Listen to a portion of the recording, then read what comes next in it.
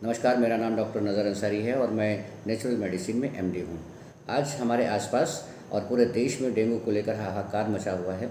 लोगों में काफ़ी दहशत का माहौल है। लोग इतना ज़्यादा डरे हुए हैं कि ज़रा सा बुखार आते ही लोग हॉस्पिटलाइज हो रहे हैं और कई लोग उनमें से असमय मौत के मुँह में भी समा रहे हैं। दहशत का आलम यह है कि लोगों को ये अब लगने लगा है कि हमारे आसपास, हमारे शहर की गलियों में, हमारे सड़कों पे कोई ऐसा शेर निकल पड़ा है जो टोटली अनविजिबल है, दिखाई तो नहीं दे रहा है, लेकिन हम सब पर एक एक करके निशाना बना रहा है। हम में से कोई बचने वाला नहीं है। एक एक करके सभी लोगों को खा जाएगा, ऐसा लोगों को लगने लगा है। ये डर किसने भरा है? ये डर, इतना ज़्यादा दहशत का माहौल किसके द्वारा बनाया गया है? ये साजिश किसके द्वारा है? दुनिया में कोई भी वायरस किसी इंसान की जान नहीं ले सकता अगर उसकी ठीक तरह से मॉनिटरिंग हो। मुझे लग रहा है कि इस दहशत में जलते हुए दिए में तेल डालने का काम हमारे डॉक्टरों ने भी कर रखा है। उन्होंने बार बार यही कहा है कि AD1, AD2, AD3, AD4 नामक 3, 4, 5 भाई हैं जो एक एक करके लोगों को निशाना बना रहे हैं और लोगों के अंदर एक वायरस घुस रहा है। AD1, AD2, AD3, AD4 में से कोई एक भाई और लोगों को निवाला बनाने वाला है। इतनी ज़्यादा दहशत भर रखी है। और उन्होंने ये भी कह रखा है कि मॉडर्न मेडिसिन में, यानी अंग्रेज़ी दवाओं में, डेंगू का इलाज नहीं है, अभी तक इलाज नहीं बन पाया है। तो वो इलाज नहीं बन पाया है तो जाहिर सी बात है उनके पास डर के सिवा कुछ है नहीं। वो लोगों को डराएंगे, लोगों में दहशत होगी और फिर जब उनके पास इलाज नहीं है तो फिर वो पेशेंट को हॉस्पिटल में भर्ती करके उसके साथ करते क्या हैं? उनके पास जब कोई इस तरह का बुखार का मरीज़ जाता है तो उसका इलाज वो करते क्या हैं? तो मैं तो साफ तौर पे ये कहूँगा कि जिसके पास जिस बीमारी का इलाज ही ना हो उसके पास लोग जाएंगे तो वो कुछ न कुछ जो भी दवा देगा, जो भी इंजेक्शन लगाएगा, वो उस बीमारी का नहीं होगा। वो कुछ सही तो कर नहीं सकता कि वो दवाएं कुछ ठीक काम तो नहीं कर सकती, वो कुछ गलत काम ही करेंगी। और कई लोग अपनी किस्मत के सारे हॉस्पिटल से वापस चले आते हैं और कई लोग दुनिया को अलविदा भी कह देते हैं। तो मैं ये कहना चाहता हूँ कि डर अक्सर अज्ञानता से फैल रहा है। लोगों को ज़रूरत है जागरूक होने की, जानने की इस वायरस के बारे में या किसी भी वायरस के बारे में। दुनिया में कोई भी वायरस से इंसान की जान नहीं ले सकता। और दुनिया जब से बनी है, हम आप दुनिया में जब आए उससे पहले से हज़ारों लाखों तरह के वायरस ब्रह्मांड में हैं, शरीर के अंदर भी हैं और शरीर के बाहर भी हैं, और हमेशा से लोगों पर अटैक भी करते रहे हैं और हमारे जीवन बचते भी रहे हैं। और बदलते मौसम में अक्सर हमारे शरीर की जो रोग प्रतिरोधक क्षमता है वो कम काम करती है और वायरस अटैक कर जाते हैं। तो एक मच्छर हज़ारों लोगों को काटता है, उनमें से हज़ारों लोग तो बीमार नहीं होते, उनमें वही बीमार होते हैं जिनकी इम्यूनिटी यानी कि रोग प्रतिरोधक क्षमता कमज़ोर होती है या ज़ीरो होती है। वो लोग परेशान होते हैं और ये हमेशा से होते रहे हैं और कई लोग हमेशा से मरते भी रहे हैं। ये कोई नई बात नहीं है। तो कोई भी वायरस दुनिया में ना आता है कहीं से और ना कहीं जाता है, ये रहते ही हैं और हमेशा रहते रहेंगे। हम आप नहीं रहेंगे तो भी ये वायरस दुनिया में रहेंगे। ना तो इनको भगाया जा सकता है, ना इनको मारा जा सकता है। इनसे निपटने का सिर्फ एक ही रास्ता है कि हम अपनी इम्यूनिटी को, अपनी रोग प्रतिरोधक क्षमता को मजबूत बनाए रखें, अपना खान पान ऐसा, अपना लाइफस्टाइल रखें कि हमारी इम्यूनिटी स्ट्रांग रहे। तो हम पर कोई भी वायरस कोई अटैक करे तो वो प्रभावी ना हो, हमारा शरीर उससे लड़े और हमारे शरीर की हिफाजत करे, ये तो कहना चाहिए। अब उसमें बताया जाता है कि बुखार के 3 फेज़ होते हैं। एक तो क्लासिकल फ़ीवर आता है और फिर उसके बाद हेमरेजिक फ़ीवर होता है, उसके बाद शॉक सिंड्रोम होता है जिसमें इंसान की जान जा सकती है, खून की उल्टियाँ हो सकती हैं, खून बह सकता है, फट सकता है। उसमें ये भी बताया जाता है कि कई बार शॉक सिंड्रोम हो सकता है, उसको हॉस्पिटलाइज़ करो। और क्या हॉस्पिटलाइज़ करेंगे? आपके पास जब इसका इलाज नहीं है तो आप उसका क्या करोगे? उसमें जांच करते हैं, RT-PCR टेस्ट होता है, जिस टेस्ट पर साफ तौर पे ये लिखा हुआ है कि ये वाला टेस्ट किसी वायरस को डिटेक्ट करने के लिए नहीं है, फिर भी वो टेस्ट किया जाता है। उसके बाद एंटीबॉडी टेस्ट करते हैं। एंटीबॉडी टेस्ट करें या कोई भी जांच करें, आप जान लेंगे कि इस बॉडी के अंदर कोई वायरस है, तो किस नाम का वायरस है, क्या करेंगे आप उसको जान करके?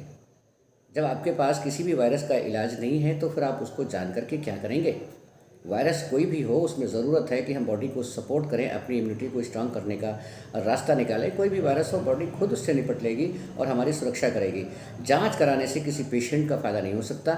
जांच कराने से सिर्फ उन्हीं का फ़ायदा होगा जो जांच कर रहे हैं या जो करवा रहे हैं। मरीज़ का तो फ़ायदा हो नहीं सकता। तो मैं ये कहना चाहता हूँ कि ऐसे लोग जो ये कह रहे हैं कि हमारे पास इसका इलाज नहीं है, उसके पास आप क्यों जाते हो? उसके पास जाओ मत। इसका तरीका ये है कि आप घर पे रहो, जैसे ही आपके पास बुखार का पहला लक्षण आए, बुखार बॉडी के अंदर आना, ये बॉडी का अपना मैकेनिज़्म है। उस वायरस से निपटने के लिए बॉडी उसको भगाना चाहती है, वोमिटिंग के ज़रिए, लूज मोशन के ज़रिए वो उसको भगा रही, इसको निकाल रही है। बॉडी का अपना मैकेनिज़्म है। तेज़ बुखार आएगा 101, 102, 103, तो सवाल उठता है तो फिर डॉक्टर के पास ना जाएं तो फिर क्या करें? तो पहला तो ये है कि डॉक्टर के पास जाओगे तो डॉक्टर तो कह ही रहा है कि हमारे पास इलाज नहीं है। तो पहला तो क्या करें? क्या बुखार को रहने दें? जो दर्द हो रही है आँखों के पीछे, सर में, हड्डियों में, तो क्या उसको होने दें? नहीं होने बिल्कुल भी नहीं देना है, बुखार को बढ़ने भी नहीं देना है। तो इसका करना क्या है? इसका तरीका ये है कि आप घर पे रहें, ज़्यादा से ज़्यादा लिक्विड लें, नींबू पानी लें, शिकंजी लें, फ्रूट्स जूस लें, और ख़ासकर वो जो सिट्रस जूस, यानी जैसे मौसमी है, अनार है, कोकोनट वाटर लें, सादा पानी लें, नींबू पानी लें, प्रचुर मात्रा में लें, और कोशिश करें कि खाना कम खाएं या ना खाएं। उसमें रिफ़ाइंड फूड और एनिमल फूड बिल्कुल माइनस कर दें, क्योंकि रिफ़ाइंड फूड और एनिमल फूड से इम्यूनिटी कंप्रोमाइज़ होती है। तो अभी एक भ्रम फैला दिया गया है कि बकरी का दूध पीने से प्लेटलेट्स बढ़ती हैं। तो मैं सबसे पहले यही बता दूं कि प्लेटलेट्स का डेंगू से कोई संबंध नहीं है। प्लेटलेट्स घटने से डेंगू साबित नहीं होता। प्लेटलेट्स कितनी ही कम हो जाए क्या फ़र्क पड़ता है? प्लेटलेट्स का काम है कि ब्लड कहीं से अगर रिसाव हो रहा है, बह रहा है, तो उसको रोकना। तो वो एक वहम लोगों में फैला दिया गया है कि प्लेटलेट्स आपकी डाउन हो गई तो जल्दी हॉस्पिटलाइज हो जाओ। प्लेटलेट्स कम होने से सिर्फ उन्हीं लोगों को खतरा होता है जिनको कहीं से ब्लीडिंग हो रही हो, वरना बुखार से और प्लेटलेट्स से कोई संबंध नहीं है। प्लेटलेट्स का कम होना ये हमारे बॉडी का मैकेनिज़्म है। इम्यूनिटी इससे स्ट्रांग होती, जब इम्यूनिटी मजबूत होने लगती है तो प्लेटलेट्स अपने आप डाउन होते हैं और ये लगातार 3 दिन तक घटते हैं। दुनिया की कोई भी ताकत इनको रोक नहीं सकती, ये घटते ही घटते हैं, और 3 दिन के बाद यानी 4th डे पर ये अपने आप बढ़ने लगते हैं। इसमें कुछ करने की ज़रूरत नहीं है। इसके लिए हमारे पास एक दवा है जिसे नेचुरल मेडिसिन है, ये पूरी तरह प्लांट बेस्ड है, पौधों से बनाई जाती है, हरे ताज़े पत्तों से। इसका नाम है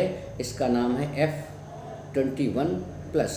इस दवा की 10 बूंद 2-2 घंटे पर दिन में 4 से 5 बार ली जाए तो 3 दिन में आप ठीक हो जाएंगे और 4th डे पर आप बहुत अच्छी तरह हो जाएंगे। इसके अलावा अगर आपको कोई जानकारी लेनी है तो स्क्रीन पर एक नंबर फ्लैश हो रहा है, तो हमें व्हाट्सएप करके जानकारी ले सकते हैं। और ये दवा आप ले लीजिए, इसको पीजिए और घर पर रहिए, कहीं जाने की ज़रूरत नहीं। जितना ज़्यादा आप इसमें आराम करोगे, आपका बुखार 3 दिन में 4 दिन में ठीक हो जाएगा। इसमें आपको टेंशन करने की ज़रूरत नहीं है। आप किसी भ्रम में ना फंसें।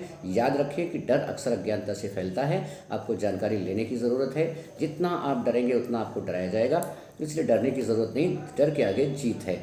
आप इससे निपटिए। लोगों में कहा जा रहा है कि मच्छरों से बचो, वायरस से बचो।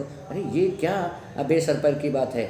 दुनिया में हज़ारों लाखों तरह के मच्छर हैं, और ये भी बताया जा रहा है कि डेंगू का मच्छर दिन में काटता है। तो दिन में हज़ारों की तादाद में मच्छर रहते हैं, तो उनसे बचना संभव नहीं है, उनसे बचा नहीं जा सकता। कौन आदमी है जो शीशे के महल में हर वक्त डब्बे में बंद रहेगा? तो मच्छर तो काटेंगे, रहेंगे।